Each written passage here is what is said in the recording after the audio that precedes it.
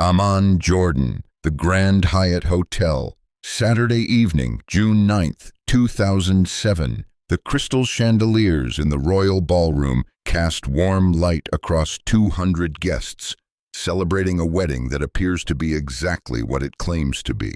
A wealthy Syrian family has traveled to Amman to witness the marriage of their daughter to a Jordanian businessman. The venue is elegant. White roses and orchids cover every surface. A 12-piece orchestra plays classical Arabic music. Waiters circulate with champagne and hors d'oeuvres. Guests in formal attire laugh and embrace and take photographs. Everything looks normal. Everything looks like a typical upper-class Middle Eastern wedding celebration, but almost nothing is what it appears to be. The bride's cousin sitting at table 7 isn't actually her cousin. He's a Mossad operative named Yosef, who spent 4 months building a cover identity as a distant relative living in Europe. The groom's business partner at table 3 isn't in business with the groom. He's another operative whose cover story involves import-export trading that provided logical reason to know the groom's family. The photographer moving through the crowd taking pictures isn't just documenting the wedding. His camera contains surveillance equipment recording conversations at frequencies beyond normal photography. 3 of the waiters serving champagne are Israeli intelligence officers who've spent weeks training on proper service protocol, so they blend perfectly with the actual hotel staff. Even the wedding coordinator managing the event timeline is a Mossad operative who used a false identity to get hired by the event planning company 6 months ago. The guest of honor, from Mossad's perspective, isn't the bride or groom, it's the bride's father. Mahmoud Haddad sits at the head table smiling and greeting guests who approach to offer congratulations. He's a successful businessman according to his public profile. He owns manufacturing companies in Damascus. He travels occasionally for business but mostly stays in Syria. He's respected in his community. He's a devoted father who spared no expense for his daughter's wedding. What the other guests don't know is that Haddad's real work involves weapons procurement for the Syrian military and coordination of arms shipments to Hezbollah. He's been on Mossad's priority target list for 8 years. Israeli intelligence has tried multiple times to gather information about his activities, but he lives under heavy security in Damascus and never travels to locations where Israeli operations can easily reach him. Except tonight. Tonight he's in Amman at his daughter's wedding. Tonight he's relaxed and surrounded by family. Tonight his security protocols are relaxed because he believes he's in a safe environment with only trusted people. And tonight every conversation he has is being recorded. Every person he speaks with is either a genuine family member who doesn't know they're being used as intelligence sources or a Mossad operative specifically positioned to engage him in conversations that will reveal information about his weapons procurement activities. The seating arrangement wasn't chosen by the bride or wedding planner based on social relationships and family dynamics. It was designed by Israeli intelligence analysts to create optimal surveillance coverage and conversation opportunities. Table 7 is positioned so Yosef can observe Haddad directly while appearing to be engaged in conversation with other guests. Table 3 places the fake business partner close enough to engage Haddad's associates, who are also attending. The photographer's movement pattern ensures he passes near Haddad every 12 minutes to capture audio recordings. The waiters are positioned to serve tables in sequences that allow them to overhear multiple conversations. This is intelligence collection as theater. Every element choreographed, every participant playing a role, some knowingly, some unknowingly. The bride and groom have no idea their wedding is an intelligence operation. The genuine guests don't know that several people they're talking to are Israeli spies. Even Haddad's own security personnel who are present don't realize the venue has been compromised weeks before the wedding through careful infiltration and technical surveillance installation. This is the story of how Mossad turned a family celebration into an intelligence collection platform. how they infiltrated a wedding, how they placed operatives among genuine guests so seamlessly that nobody suspected anything unusual. Understanding why Mossad would orchestrate such an elaborate operation requires understanding who Mahmoud Haddad was and why he mattered to Israeli intelligence. Haddad wasn't a military commander or political leader. He wasn't someone who gave speeches threatening Israel or planned terrorist attacks. He was a facilitator, someone who made violence possible by ensuring that weapons and military equipment reached the people who would use them against Israeli targets. His official business involved manufacturing industrial equipment in Damascus, legitimate products sold to legitimate customers throughout the Middle East. But his real business involved procuring weapons for the Syrian military and arranging shipments to Hezbollah in Lebanon. He maintained relationships with arms dealers in Russia, China, and North Korea. He knew how to navigate international sanctions and export restrictions. He understood how to disguise weapons shipments as commercial cargo.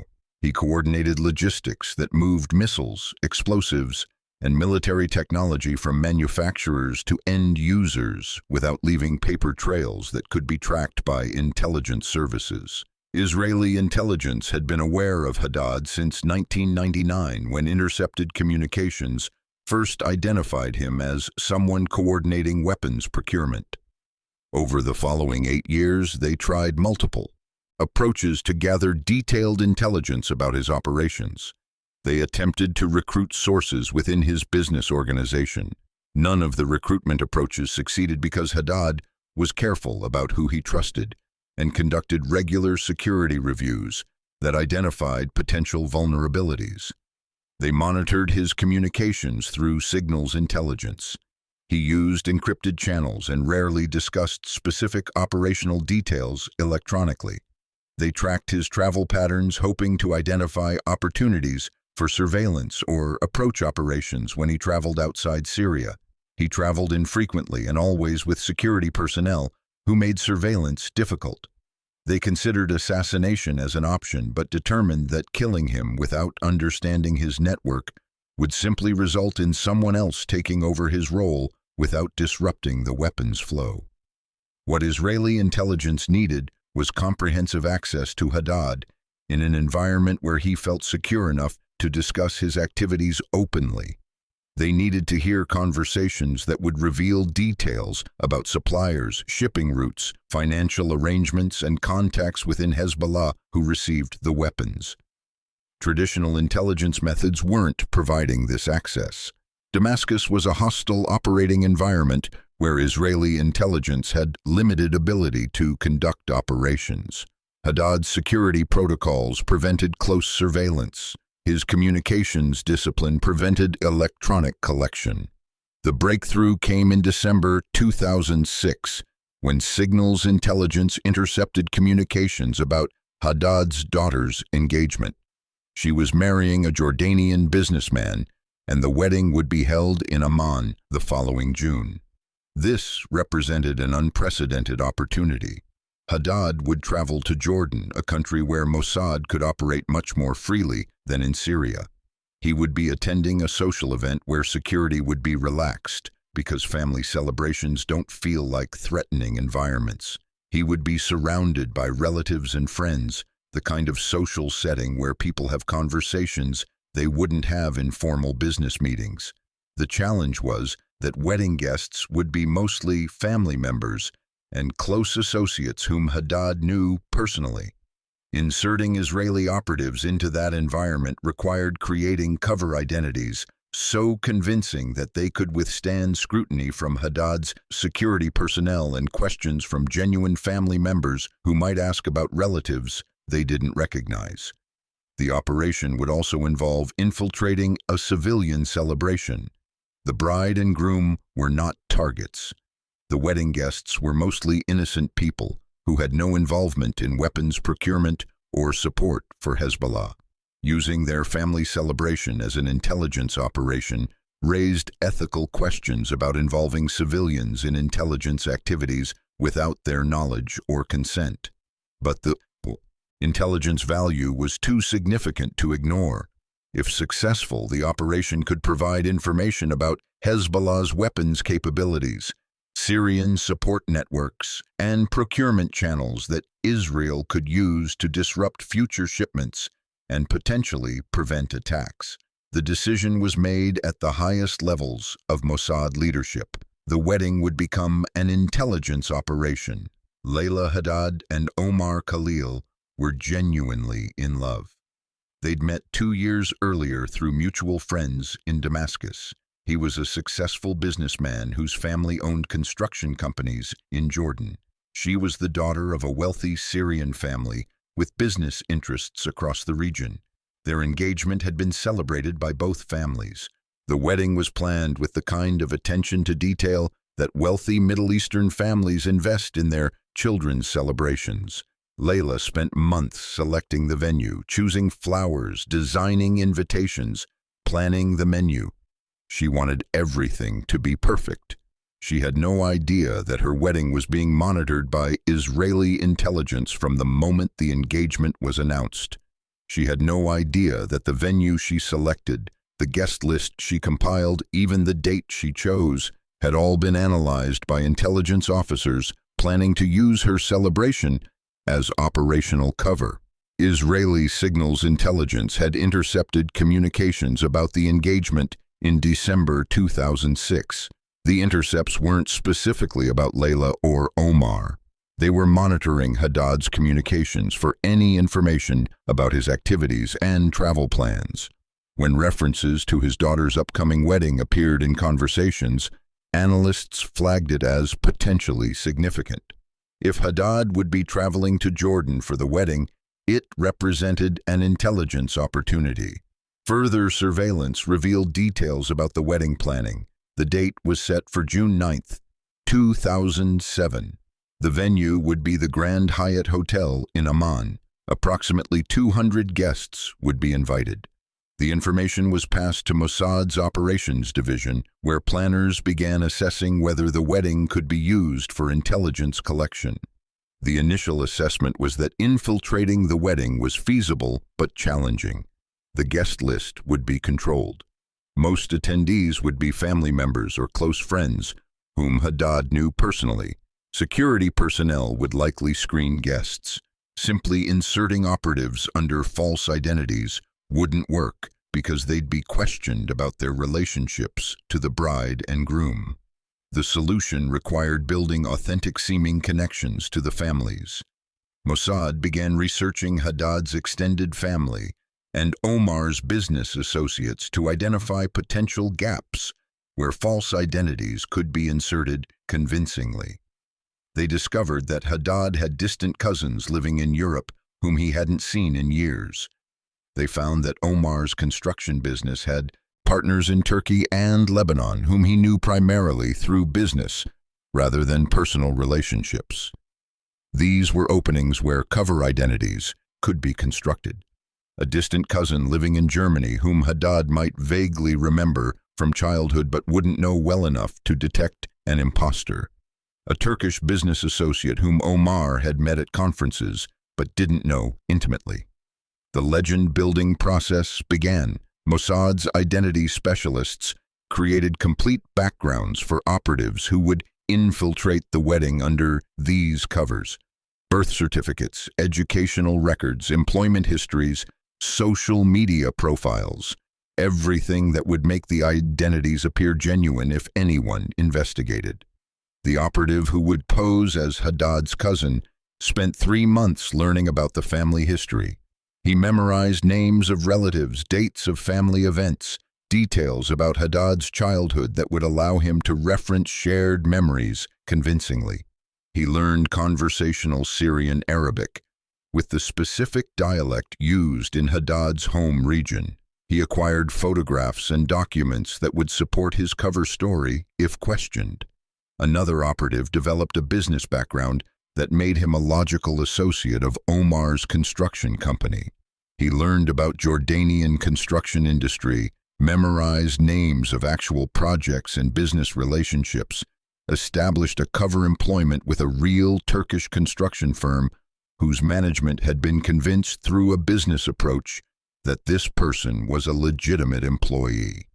The preparation was exhaustive because the operation's success depended on these cover identities withstanding scrutiny from people who had actual knowledge of the families and businesses being referenced.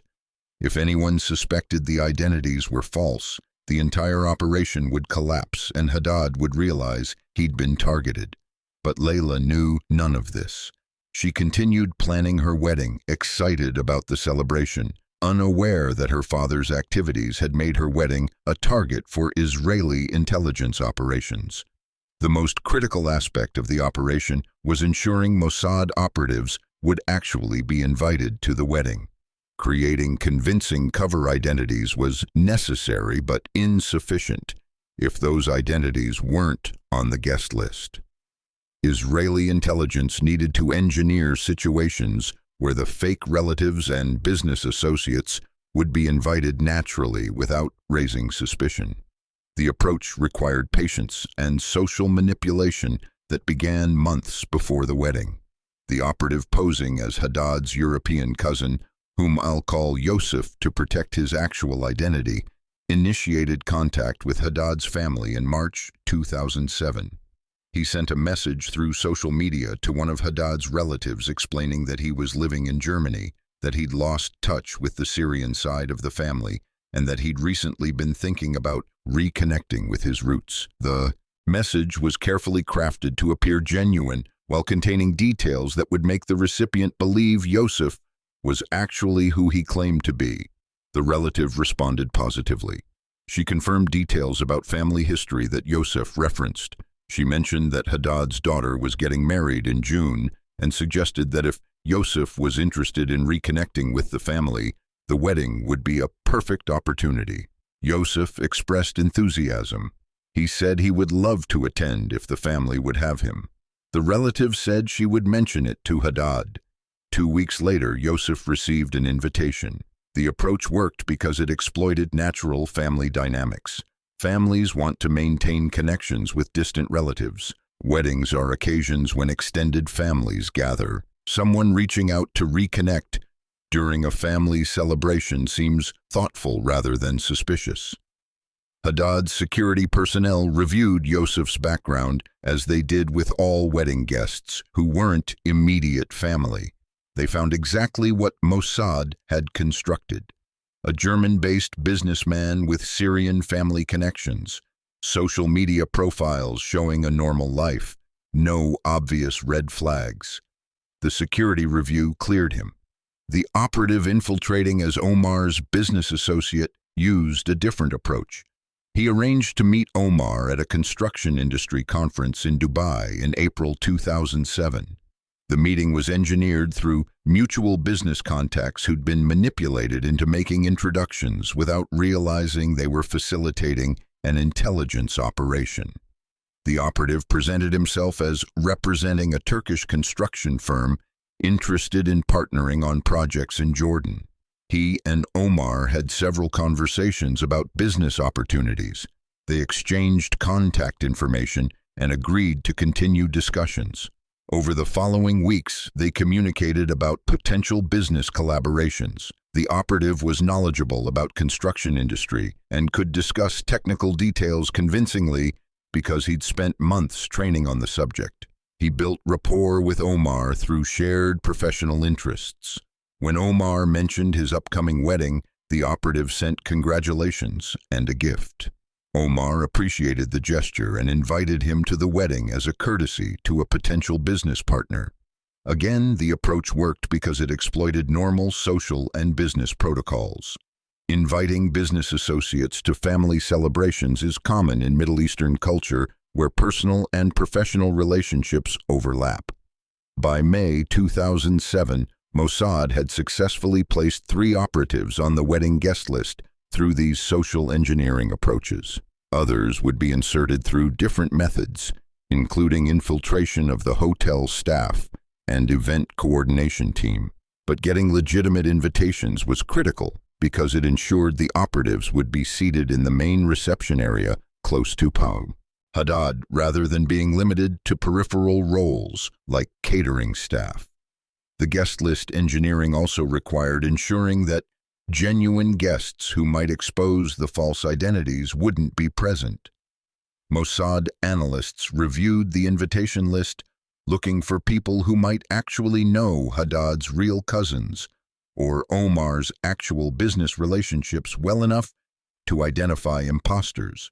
One genuine cousin living in France who would have recognized that Yosef wasn't really family was quietly discouraged from attending through a business opportunity that conveniently required his presence in Paris during the wedding weekend.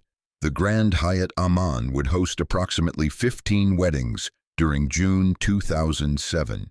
To hotel management and staff, Layla and Omar's celebration was simply another booking, a large event requiring coordination between catering facilities and guest services departments. What they didn't know was that several members of their staff were actually Mossad operatives who'd been positioned within the hotel specifically for this operation. The infiltration began in January 2007, when Israeli intelligence learned which venue had been selected for the wedding.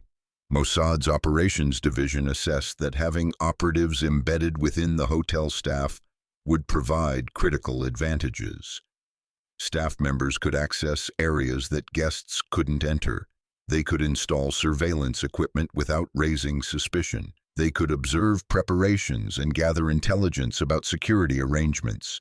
They could position themselves throughout the venue during the reception to monitor conversations and movements.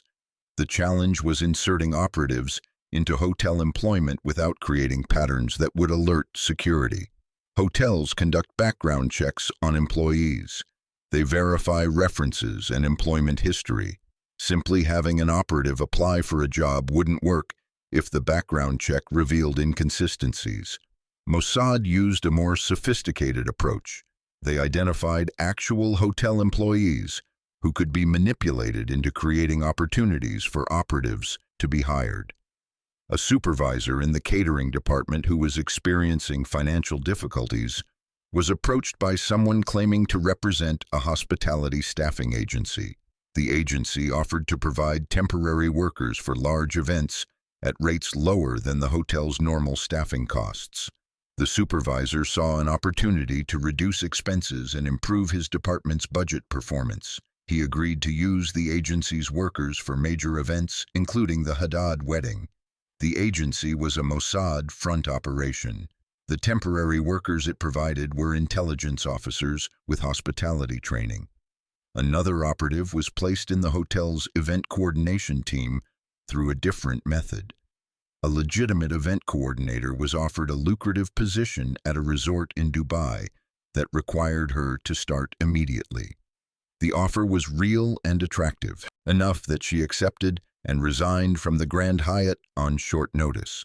The hotel needed to replace her quickly.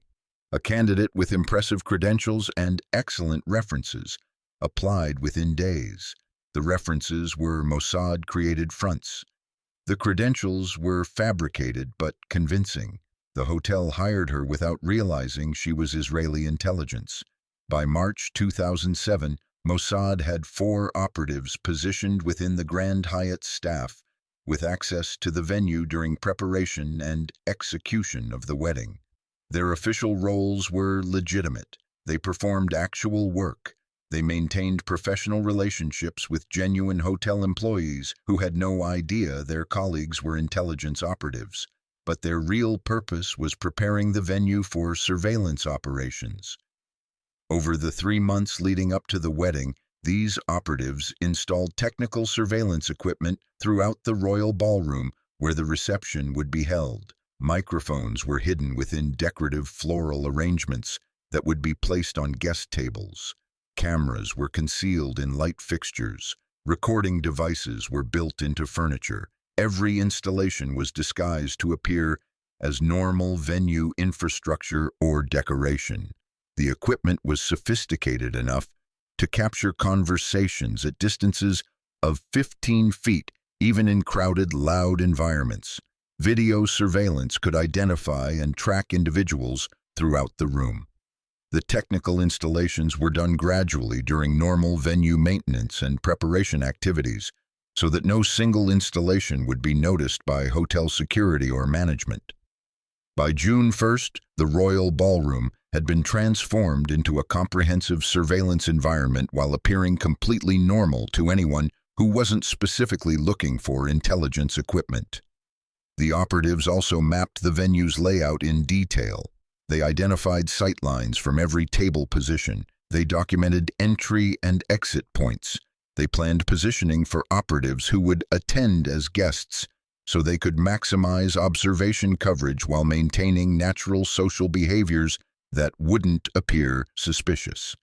Wedding seating charts are normally designed around social relationships and family dynamics, keeping feuding relatives separated, placing elderly guests away from loudspeakers, grouping friends who'll enjoy each other's company.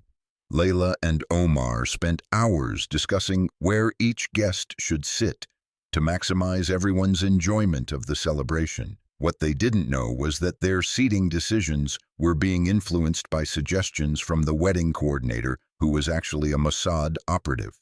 The coordinator, I'll call Miriam, had established herself as invaluable to the wedding planning process. She understood Middle Eastern wedding customs. She made excellent recommendations about catering and entertainment. She managed vendor relationships efficiently. Layla trusted her completely. So when Miriam suggested adjustments to the seating arrangement for logistical reasons, Layla accepted the recommendations without suspicion. Miriam's actual purpose was engineering a seating configuration that positioned Mossad operatives at tables where they could observe and engage Haddad and his associates most effectively. The process required balancing intelligence objectives against maintaining appearances of normal social seating. If the arrangement looked artificial or forced, Haddad's security personnel might notice and investigate. The final seating chart was a masterpiece of social engineering disguised as event coordination. Table 1 was the head table where Haddad would sit with immediate family. Tables 2 through 5 surrounded the head table in a semicircle. These tables were assigned to Haddad's close relatives and Omar's family. Table 7, positioned to the left of the head table with clear sight lines, was assigned to extended family, including Yosef, the operative posing as Haddad's European cousin. This placement gave Yosef direct visual observation of Haddad throughout the reception, while his presence at an extended family table seemed completely natural. Table 3, directly in front of the head table, included Omar's business associates.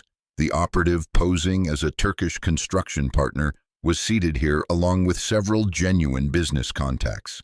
This positioning allowed him to engage in conversations with other business guests that might include discussions about Omar's work, which connected to Haddad's business interests. The table's proximity to the head table also meant that any conversations Haddad had with business associates could be observed and potentially recorded. Table 9, positioned near the ballroom entrance, was assigned to friends of the bride and groom, including several younger guests. Among them was a female operative whose cover identity was a university friend of Layla from years earlier.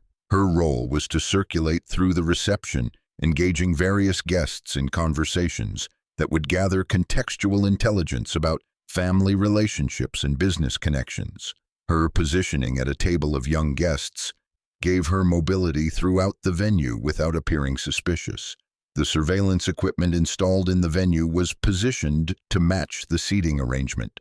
The microphone hidden in the floral centerpiece at table 7 was aimed to capture conversations at that table and audio spillover from the head table. The camera concealed in the light fixture above table 3 was angled to provide visual coverage of that entire section. Every technical element coordinated with social positioning to create comprehensive coverage. Miriam also engineered the timing of the reception schedule. She suggested that dinner should be served family style rather than as a plated service, because family style service encouraged people to remain at their tables longer, creating extended opportunities for conversation monitoring. She recommended that the dance floor should be positioned at the opposite end of the ballroom from the head table, so that when guests went to dance, Haddad and his immediate circle would remain in a concentrated area where surveillance equipment had optimal coverage. The waiters, who were actually Mossad operatives, were assigned to serve specific table sections. One operative was assigned to serve tables 1 through 5, ensuring he would be moving constantly through the area around the head table where he could overhear conversations while appearing to perform normal catering service. Another was assigned to the bar area, where many guests would congregate throughout the evening. His position allowed him to observe social interactions and listen to informal conversations that happened in bar settings where people often spoke more freely than at formal dinner tables. The photographer, whose camera contained surveillance equipment, was briefed on movement patterns that would ensure he passed near high-priority tables at regular intervals while appearing to randomly photograph the celebration. His route through the ballroom was choreographed to maximize audio collection opportunities while looking like spontaneous documentation of wedding moments. The reception began at 7:30 in the evening on June 9th. Guests arrived in formal attire, embraced family members, and took their assigned seats. Haddad appeared relaxed and happy. This was his daughter's wedding. He'd traveled from Damascus to Amman without incident. Security had screened the guest list. He was surrounded by family and trusted associates. He had no reason to believe this celebration was anything other than what it appeared to be. The orchestra played traditional Arabic music. Waiters served appetizers. Champagne flowed. The bride and groom made their entrance to applause and celebration. Everything unfolded exactly as wedding receptions do, except that in addition to celebrating a marriage, the event was also an intelligence collection operation, capturing every word spoken by dozens of guests, whose conversations would be analyzed for strategic information. Yosef, seated at table 7, engaged Haddad in conversation during the cocktail hour before dinner service began. Haddad approached the extended family table to greet relatives he hadn't seen in years. Yosef stood and embraced him warmly, playing the role of the long-lost cousin perfectly. They spoke about family history, about Yosef's life in Germany, about how good it was to reconnect at this happy occasion. The conversation was being recorded by the microphone hidden in the table's floral arrangement. After several minutes of family pleasantries, Haddad mentioned how busy he'd been with work. Yosef asked about his business. Haddad explained that he'd been dealing with complicated logistics for a major equipment delivery. He didn't specify what kind of equipment, but the comment was noted because Israeli analysts knew Haddad's real business involved weapons procurement. Yosef probed gently by asking if the logistics involved international shipping, which was always complicated with customs regulations. Haddad agreed and mentioned that shipping through certain ports had become more difficult recently due to increased inspection protocols. The conversation continued for 12 minutes. Haddad discussed business challenges in terms vague enough that casual listeners wouldn't identify anything suspicious, but specific enough that intelligence analysts familiar with his activities could extract valuable information. He mentioned working with suppliers in Eastern Europe. He referenced delivery schedules that had been delayed due to transportation issues. He complained about customs officials being more aggressive in their inspections. Each comment was a piece of intelligence that would be analyzed later in combination with other information to build a comprehensive picture of his weapons procurement operations. The recording captured everything. Yosef didn't push too aggressively for information because that would risk making Haddad suspicious. He simply maintained friendly conversation that allowed Haddad to talk about his work in the relaxed context of family gathering. When dinner service began, Haddad returned to the head table. Yosef sat down, having successfully engaged the primary target in a conversation that revealed operational details Israeli intelligence had been trying to obtain for months. At table 3, the operative posing as Omar's business partner engaged in conversations with other business associates about construction projects and regional economic conditions. Several of these associates also had business relationships with Haddad. During dinner, one of them mentioned that Haddad had recently helped facilitate a large equipment purchase for a Syrian government project.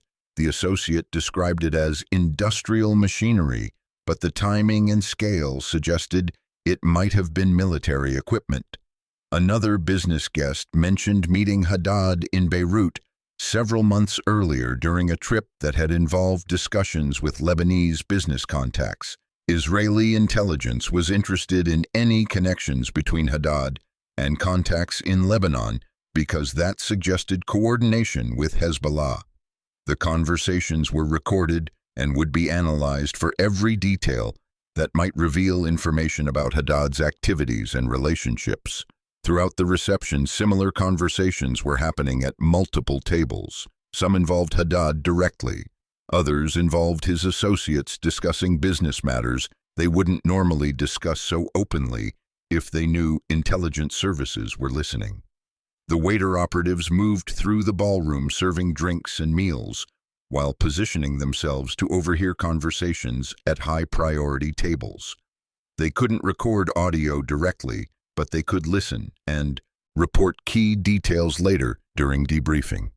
One operative overheard Haddad telling another guest that he would be traveling to Moscow the following month for business meetings. That information was valuable because it indicated Haddad was maintaining relationships with Russian suppliers and would be in a location where Israeli intelligence might have better surveillance capabilities than in Damascus. The operation was proceeding successfully until approximately 9:45 in the evening, when one of Haddad's security officers became suspicious of Yosef. The security officer had been watching the reception from a position near the entrance. His job was to observe guests and identify anything unusual that might indicate a threat to Haddad's safety. He'd noticed that Yosef had spent considerable time talking with Haddad earlier in the evening. This wasn't immediately suspicious because Yosef was listed on the guest list as family, but the security officer began wondering why he didn't recognize this supposed cousin. He approached one of Haddad's brothers and asked about the European cousin. The brother confirmed that yes, they had a cousin living in Germany who'd reconnected with the family recently, but the brother also mentioned that he hadn't seen this cousin since childhood and didn't actually remember him very well. This raised a red flag. The security officer decided to approach Yosef directly and ask some questions. He walked to table 7 during a moment when Yosef was sitting alone while other guests were dancing. He introduced himself politely as part of Haddad's security team and mentioned that he was just doing routine checks with guests to ensure everything was comfortable. He asked Yosef how long he'd been living in Germany. Yosef answered confidently, providing details about his business and life in Munich. The security officer asked about Yosef's childhood in Syria. Yosef referenced specific details about the family's history that he'd memorized during his legend preparation. The officer asked which school Yosef had attended as a child. Yosef named a school that his cover story documented. But here's where the questioning became dangerous. The security officer mentioned that he had a friend who'd also attended that school around the same time period and asked if Yosef remembered a teacher by a specific name. Yosef didn't know if the teacher name was real or a test question. If he said yes, he'd be claiming to remember someone he'd never actually encountered, which would expose him as an imposter if the security officer followed up. If he said no, it might seem suspicious if the teacher had been prominent enough that anyone who attended that school would remember. Yosef made a split-second decision to deflect rather than commit to an answer he couldn't verify. He said that honestly he didn't remember specific teachers very well because he'd been quite young when his family left Syria and many childhood memories had faded over. The years living abroad. It was a plausible response that acknowledged uncertainty rather than claiming false knowledge. The security officer seemed to accept this answer. He thanked Yosef for his time and moved away. But Yosef knew the interaction had been more than casual conversation. The security officer had been testing him. Yosef discreetly signaled another operative using a predetermined gesture that looked like adjusting his tie, but actually communicated that he'd been questioned by security. The other operatives became more cautious about their interactions, reducing the risk of drawing additional scrutiny. The photographer operative paused his movement pattern to avoid passing near Haddad's security team while they were potentially on heightened alert. For 30 minutes, the intelligence collection operation went into a more conservative posture. Operatives maintained their cover roles but avoided any actions that might trigger additional security attention. The critical question was whether the security officer would escalate his suspicion. If he decided to investigate Yosef's background more thoroughly, if he called Damascus to verify details about Haddad's European cousin, the entire cover could collapse. Not just Yosef's identity, but potentially the realization that other guests might also be imposters. Haddad would understand his daughter's wedding had been infiltrated by intelligence operatives, almost certainly Israeli given the focus on his weapons procurement activities. The security officer returned to his position near the entrance. He observed for several more minutes, then appeared to relax. Whatever suspicion he'd felt seemed to have been satisfied by Yosef's responses. Or perhaps he decided that even if something felt slightly off, the middle of a wedding reception wasn't the moment to create a security incident that would disrupt the celebration. The operation continued, but the close call reminded every operative present that they were operating on a knife's edge, where one wrong answer, one inconsistency in their cover stories could expose everything and potentially put them in immediate physical danger in a foreign country surrounded by hostile security personnel. The intelligence collected during the 4-hour wedding reception was extracted from multiple sources and formats. Audio recordings from hidden microphones captured approximately 17 hours of conversation when accounting for multiple devices recording simultaneously. Video surveillance documented guest movements and interactions. The photographer operative's equipment contained both images and audio. The waiter operatives who'd been positioned throughout the venue provided human intelligence reports describing conversations they'd overheard and observations they'd made. All of this material was transmitted securely to Israeli intelligence headquarters, where analysts began the painstaking process of reviewing every conversation and extracting actionable intelligence. The analysis took 3 weeks. Native Arabic speakers transcribed recorded conversations. Analysts cross-referenced names, locations, and business entities mentioned in discussions against existing intelligence databases. They identified patterns and connections that revealed information about Haddad's weapons procurement network. What they discovered was significant enough to reshape Israeli understanding of Syrian weapons transfers to Hezbollah. Haddad had mentioned during his conversation with Yosef that he was working with suppliers in Eastern Europe. Further analysis of other conversations revealed he'd been coordinating with arms dealers in Bulgaria and Serbia who were supplying advanced anti-tank missiles and surface-to-air weapons. This was concerning because these weapon systems were more sophisticated than what Israeli intelligence had previously assessed Hezbollah possessed. The intelligence indicated that Hezbollah's military capability was more advanced than Israeli military planners had estimated. This information directly affected Israeli defense forces planning for potential conflict in Lebanon. They needed to prepare for threats from weapon systems they'd underestimated.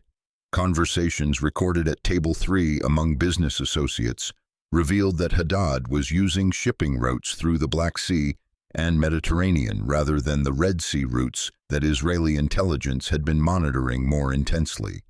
This explained why some weapons shipments had been reaching Hezbollah without Israeli interdiction. The intelligence allowed Israeli Navy to adjust their surveillance patterns to monitor shipping traffic through the Mediterranean more comprehensively. Multiple guests had mentioned Haddad's upcoming trip to Moscow. Cross-referencing this with signals intelligence about Russian arms export activities allowed analysts to identify that Haddad would be meeting with representatives from Rosoboron Export, Russia's state arms export company. This information was passed to intelligence services in allied countries who had better surveillance capabilities in Moscow.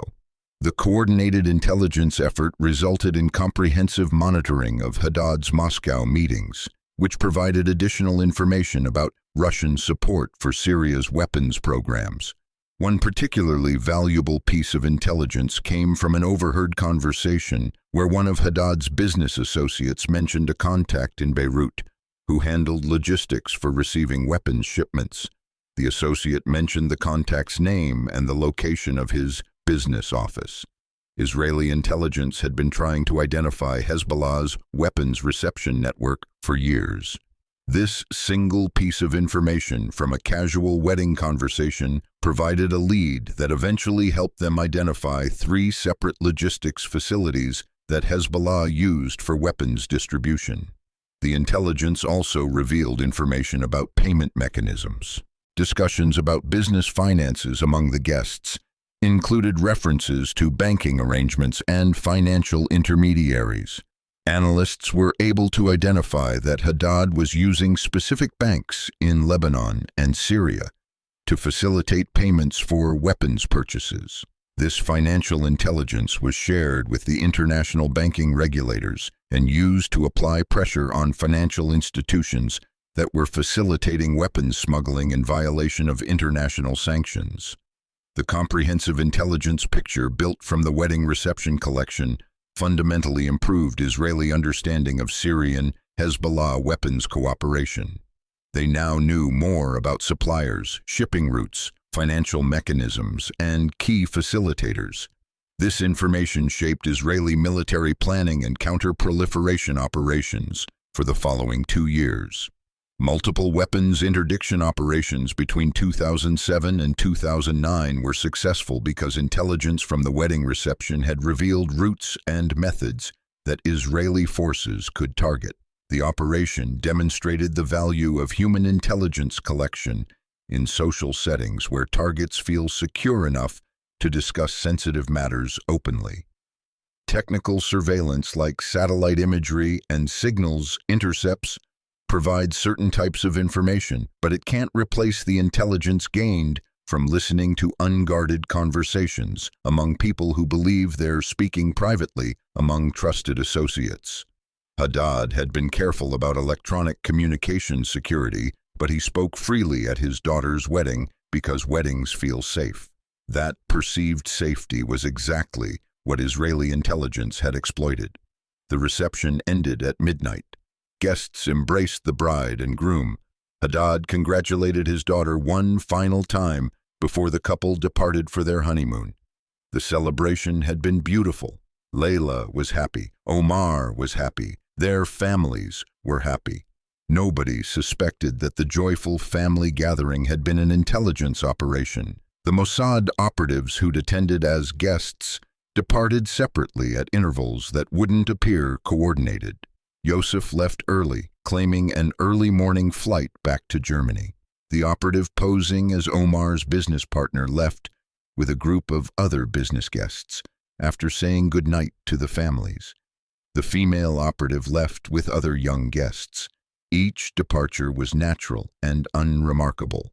They'd fulfilled their intelligence mission and were extracting from the operation without drawing attention. The waiter operatives finished their shifts and left with other hotel staff. The photographer delivered his images to the family on a flash drive, images that appeared to be normal wedding documentation but whose metadata contained encrypted intelligence data. Within 48 hours, all operatives had left Jordan through different routes and returned to Israel. The hotel staff operatives resigned from their positions shortly after the wedding using various plausible explanations. One claimed to have accepted a position at another hotel. Another cited family obligations requiring relocation. The departures were spaced out over several weeks so they wouldn't create a pattern suggesting coordinated activity. The surveillance equipment installed in the royal ballroom was left in place rather than removed. Removing it would risk drawing attention if hotel security noticed someone accessing the decorative elements where devices were hidden. The equipment was designed to eventually stop functioning as its batteries depleted, becoming inert rather than being discovered as active surveillance. For Layla and Omar, life continued normally. They returned from their honeymoon and began married life. They had no idea their wedding had been used for intelligence purposes. Layla occasionally looked at the wedding photos and remembered the happy celebration. She never knew that some of the people in those photos weren't who they'd claimed to be. Haddad returned to Damascus and resumed his weapons procurement activities. For several months, he didn't realize anything unusual had happened, but by late 2007, he began noticing that Israeli intelligence seemed to have better information about his operations than they should. Weapons shipments he'd coordinated were being intercepted more frequently. Business associates were asking questions that suggested someone had been investigating his financial arrangements. He suspected there was a leak somewhere in his organization, but he couldn't identify where the compromise had occurred. His security team reviewed his communications, investigated his business contacts, and interrogated employees they suspected might be providing information to foreign intelligence. They never identified the actual source of the leak, because they never considered that his daughter's wedding reception had been infiltrated by Israeli operatives who'd recorded conversations he'd had while celebrating what he thought was a private family occasion. The ethical questions raised by the operation were discussed within Mossad, but never publicly acknowledged. Using a civilian wedding as an intelligence collection platform involved deceiving innocent people and potentially placing them at risk if the operation had been discovered during the reception. Layla and Omar hadn't consented to their celebration being used this way. The genuine guests hadn't known they were participating in an intelligence operation. If Haddad's security had identified the operatives during the wedding, the situation could have escalated into violence that would have endangered everyone present. These considerations were weighed against the intelligence value and the operational necessity. Israeli intelligence determined that the information gained justified the methods used. The operation prevented weapons transfers that would have enabled terrorist attacks. It protected Israeli lives by disrupting capabilities that would have been used against Israeli targets. That strategic value outweighed concerns about involving civilians without their knowledge. The operation became a classified case study within intelligence services worldwide, not because it was ever publicly disclosed, but because intelligence professionals who learn about such operations share knowledge through classified channels. The methodology of infiltrating social events, the social engineering techniques used to build cover identities, the technical surveillance integration, all of it became educational material for training intelligence officers in creative operational approaches. For the operatives who participated, the experience carried psychological weight. They'd infiltrated a family celebration. They'd pretended to be relatives and friends of people they were actually targeting. They'd sat at tables smiling and laughing while recording conversations for military purposes. That kind of operational work requires compartmentalization between professional duty and human emotion. Somewhere in classified Israeli intelligence archives, there are wedding photos from June 9, 2007, showing a happy bride and groom surrounded by family and friends celebrating their marriage. What those photos don't show is that several people in the images were intelligence operatives conducting surveillance operations. What the photos can't capture is that the intelligence collected that evening would influence military operations, prevent attacks, and reshape strategic planning for years afterward. The wedding where nothing was as it seemed. the celebration that was simultaneously genuine and operational.